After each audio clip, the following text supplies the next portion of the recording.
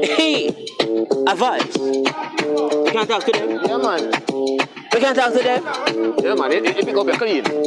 Got you. You see the rhythm, yeah? Watch how me skilling, yeah? Watch how me sit down on the rhythm like a rim, no? Me dey sit down, no me lay down on the rhythm, no? Watch how me vice is just a roll and it a bung, no?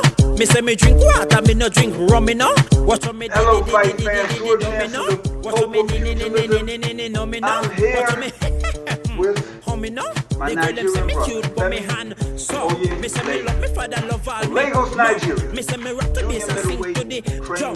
Me start right now, me hold to the slum. A pizza hut, but me still work for yum. No green, But folks, before I start this interview, I would like to give a shout out to my man Vice Henry. He's a young artist from Jamaica. I want Bounty killing everybody to look up this young man. He's extremely talented.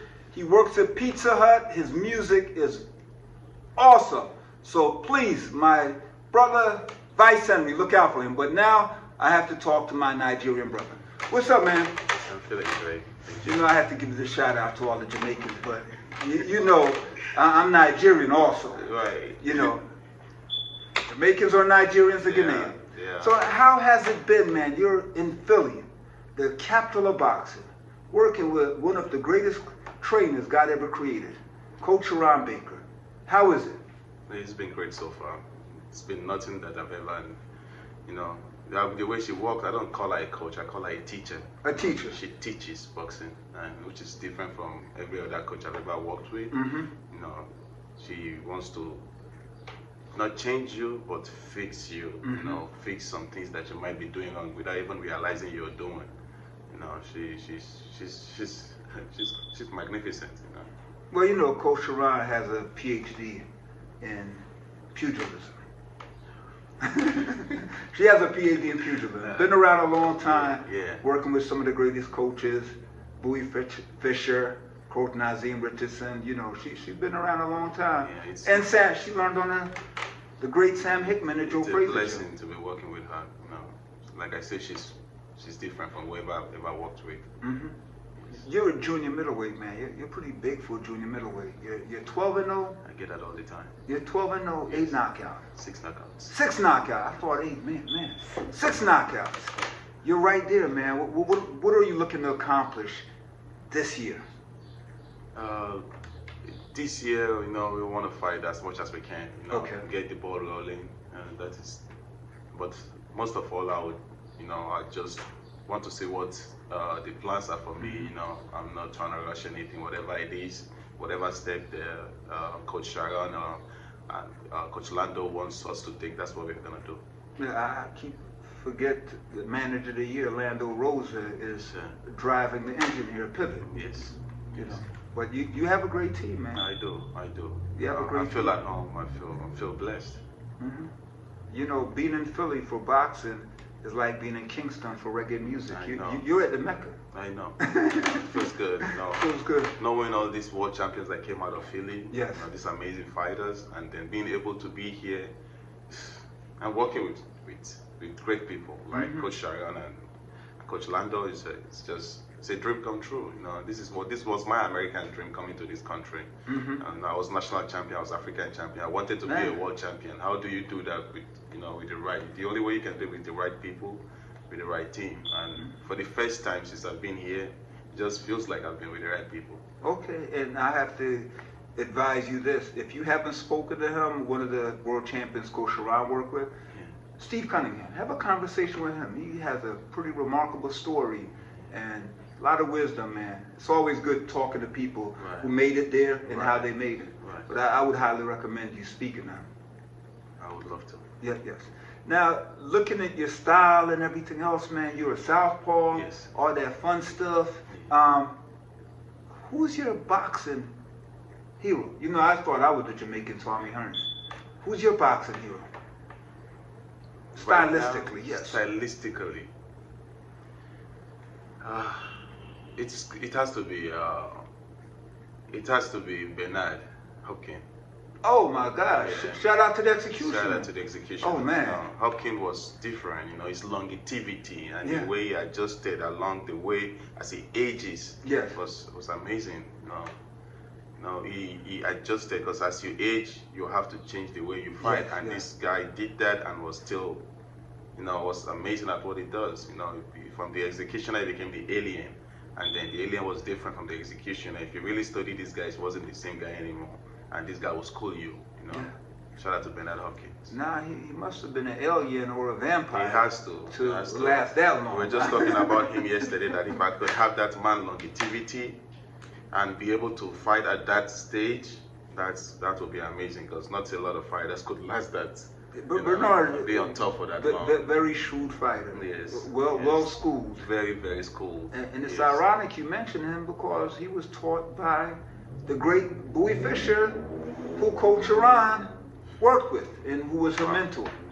So you end up in the right place, man. I'm blessed. That's how I feel, and that's how I, deep down in my heart, that's how I feel. Working with somebody with so much knowledge. Mm-hmm. So growing up in Nigeria, how's the boxing environment there? You guys have produced some really great fighters. Yeah, boxing in Nigeria is pretty tough. Yeah. It's pretty tough. Nigeria is like Cuba. Like I tell people, it's man. like, everybody boxes. Yes. My whole family boxes. My 5 sisters boxes. You have 5 sisters? They box? They all box. One brother. It's like, that's how we stay out of the street. Okay. That gives us something to do, because there's nothing to do in Nigeria. It's, even though as rich as the country is, we have some greedy, selfish leaders that don't care about these young ones. The only way they found family, found love is through boxing. Through boxing? Yes. Did you play soccer too? I love soccer. Because that's true. We all do. I'm probably the only Jamaican who... I love soccer. If Despite my daddy hadn't been a boxer, a coach, I would may have played soccer. I played soccer as a kid, but you know what my sport was? Yeah. Cricket. Oh, cricket. Jamaicans love cricket. What? Oh my God. Do Jamaica like cricket? Love cricket? We have one of the best bowler, Michael Holding, Garfield Sobers. Cricket is embedded in Jamaica. Cricket is huge. Wow. We have a cricket team called the Talawas. I know they can run. We can run. We always can run. Pretty fast runners. Cricket is huge in Jamaica. Soccer, of course, track and field, because as we know, Jamaicans are the fastest human beings on the planet. Yes. Thanks to Usain Bolt, I can say that. But man, so you play soccer? Yes. Who was your favorite soccer player? Pele is my idol. Pele. I'm a little new school. I didn't really watch these guys. I didn't watch you're new Pele, school. Maradona and all of that. So it's Cristiano Ronaldo. Okay. I love him. I love him so much. Wish I had his contract. Me too. Me too. He makes too much money. He makes too much money. It looks stupid. It's like, who pays somebody this kind of money, But he's making it for merchandising. Yes. People are watching him, so they can pay him what we think is a ridiculous amount of money, because with the revenue he generates, it's man, crazy. it's unbelievable. At one time, because he doesn't drink soda. So Right. One time he was about to have an interview, and they had all this soda in front of him. Actually, it was Coca-Cola. Yes. He put it down that he doesn't want to, because it's like drink water, not soda. And they lost millions and millions and millions of money that day, just one day. Yeah, because of him. Just him saying drink water, not soda. Man. His influence. Yeah, and the one thing that makes me really like this guy is he's a hard worker. Yes, despite his talent. Despite his talent, God, he works hard. Man. He works like he's just starting. He has something he wants to achieve in this particular sport, which he has achieved it all 5 times. Ballon d'Or, best player, and all of that, Man. He's achieved everything, but he still works like his body is amazing, He's still working like he has to earn his contract. Yes, and that's why I really like him. I tell you this, man, you stick with Coach Ron Orlando, he's going to come to your fight. You got to give him a shot so he can come to your fight, Shout out man. to Cristiano Ronaldo. You see this, you fight. So how many fights do you plan on having this year, 2023? Hopefully we can get 4. 4? That's doable, yes. Yeah, hopefully we can get 4. That would be amazing. There's a good Nigerian population here in Philadelphia. Actually, Coach was just telling me about that there's a big population. Yes. Yeah. And have you made your rounds so we can have the Nigerian flag at the fights, screaming? That would be amazing. That would be amazing. Well, You know, you gotta make I would the love rounds, my people man. to come see me. You know, You know, and I have a couple of them in my corner. Even Yeah. though I want everybody, you know, I love people, so I'm trying to tap into everybody. You know, it doesn't matter white, black. I don't say color anyways. well, I love people too, but I'm wearing that Jamaican flag so I can get everybody, every Jamaican, Right. to watch this video. I only wear, from now on, I only want to wear green and white, you know. Yes. Put my people up there, you know. Mhm. They're like, back home, they really think I'm something I'm not yet. Mhm. Want to be something out there, see me, how they perceive me, you know. I was an African champion, you know. That is huge. So, like, I'm really huge back home, Lagos, so winning world title would be very, very, very huge for me. That's why I'm going to just wear my flag from now on, only green and white. Let me tell you something. I carry the Jamaican flag everywhere. Yeah, sure. It's a huge brand. Yeah. There are a lot of Nigerians. You guys are the most educated people on the planet. It's a great economy. We'll talk later with Coach Ron and Orlando. But you win the world title in Nigeria. Let me carry the bags. Yeah. I'm going to Nigeria. Now, think about this, man. Yeah. If you could go back in time Yeah. and talk to a fighter who's deceased, who would it be? And what would you ask her? My person I would want to talk to, the great Jack Johnson. Who would you want to talk to? We could bring him back from the dead. It has to be Muhammad Ali. Ah, man, great one. A lot of love and respect Okay. for that man. You know, his confidence. Mhm. I mean, nobody believed in him. He believed in himself. Okay. He's articulative. He's Mm-hmm. you can't tell him no. Why Right. would you tell me no? You know. Okay. You know, his mentality, his work ethic, you know, would make me want to talk to. It would be a blessing to talk to somebody like that. He changed boxing in a lot of ways, you know.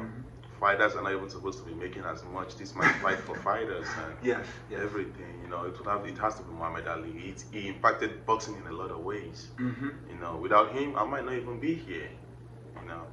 So Ali's a great man. rest in peace, Muhammad Ali. And based on him, that's why the legislation, the 1996 legislation, Yes. is called the Muhammad Ali Act. I read it. That pretty much. Yeah. Oh, Actually, you just read it? Oh, yes. shake my hand. Of all the fighters I've encouraged Yes, to I read read the it. Muhammad Ali Act, Yeah.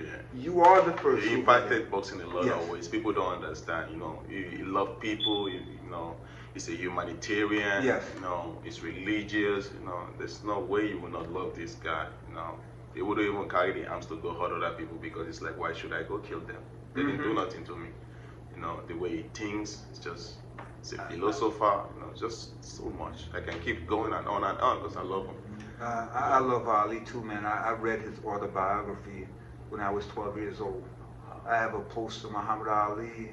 I used to write poetry. You just want to be like Ali. I mean, the man is just one of the greatest human beings God ever created. That's what I tell people. It's like, this guy is not the greatest in boxing alone. You know, this guy is just the greatest in every aspect of life. You know. Yes, yes. He is. And looking at the champions, the landscape in your weight division, man. Yeah. Who do you like at 54, 154? Actually, I don't like none of them. Okay, I like that. You don't like any of I that? don't like none of them. Okay. Yeah. So Because I might be fighting them. Why do I like somebody that I may fight? I I have a lot of respect for them, for their right. achievement. You know. Right. I have so much respect for their achievement. I want to walk in those shoes, but I want to be better than those. you want to be better. Right. Well, as Ray Charles said, you know, getting Coach Ron, you got a great one, baby. I do. I know. It's just like a miracle, you know. Yes. Finally, you know, being able to work with people like this and, you know, having people guide you. And it's not just about boxing. It's about you as a human being, how you can be a better human, what we could do when you get there, how to act, you know. It's a blessing having somebody trying to teach you all of that. So, yeah, it's a blessing for me. And my last question here. A lot of young people will be watching this video. What do you want to say, since you're living your dream, what do you want to say to all of the young people who have a dream? don't give up. You know, whatever your dream is, you know, you can never give up, and you can never, you know, the defeat is gonna come along the way. You just don't let that define you. There were days that I didn't want to go to the gym. There were days that I cried. You know, I have 166 amateur fights, and I only lost 7 times. But those 7 losses hurt. You know, I'll cry and I don't want to do this no more. Why would somebody beat me? Why would somebody better than me? But I kept going. You know, I became multiple-time junior national champion, multiple-time senior national champion. I ended up being an African champion. You know, before coming here, you know, I would go to the 2016 Olympic, but I never give up. I hate when somebody told me that, you know, you can't do it, because you can.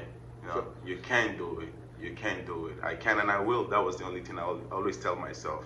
I can and I will, and I prove everybody wrong. You know, I used to not cut the way I am right now. I used to have a national coach tell me, you look like a girl, change your, go to school. You don't belong here, you know.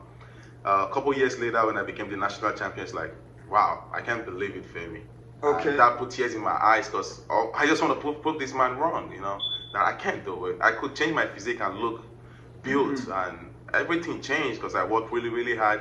And then I came back from the All-African game with the gold medal in my neck, even though I was one of the least that they took. I thought would win the medal because I was fighting guys that have been to the Olympics. You know, 3 guys are Olympic seeds. Like, no, man, this quarterfinal, the semi-final, they're like, oh, you can't do it. Oh, God. They stopped giving me game plan because I thought I wouldn't do it. I could have beat these guys. They're Olympians, you know, but... Don't give up. I never give up. You can never give up on your dream, no matter what they say to you, no matter who say it to you. You are your own author. Write your own story. Man, I love that. You're your own author. And I have to add, the fight name. Yes. What's the fight name? It's the Nightmare. The Nightmare? You're going with the Nightmare? Yes. The Nigerian Nightmare. See, I love that, man. The Nigerian Nightmare. I love that. Well, this has been a very great conversation, my brother. Welcome to Philadelphia. This is good. Folks, gotta look out for Femi. How can they find you on social media, my brother? My Instagram page is D Nightmare, with the D and Nightmare. D Nightmare, you hear that, folks? On Instagram. Well, folks, thank you, Femi, the Nigerian Nightmare. This man is just one of the greatest coaches, one of the greatest managers. We're looking for great things this year. And for everyone, we're going to be using a song from my Jamaican brother, probably going to be one of the greatest reggae stars, Vice Henry. Shout out to Vice. Keep doing what you're doing, my brother. Take care. Good luck. No, sir, boy. Hey, you said that rhythm, yeah? Watch what me skilling, yeah? Watch what me sit down on the rhythm like a rip me now. Me this sit down, no me lay down on the rhythm now. Watch what me vice, you just a roll and it a bung, you know. Me say me drink water, me no drink rum, you know. Watch what me di domino. Watch what me ni no me know. Watch what me how me know? The girl them say me cute, but me handsome me know. Me say me love me father, love all me mama. Me say me rock the bass and sing to the drum.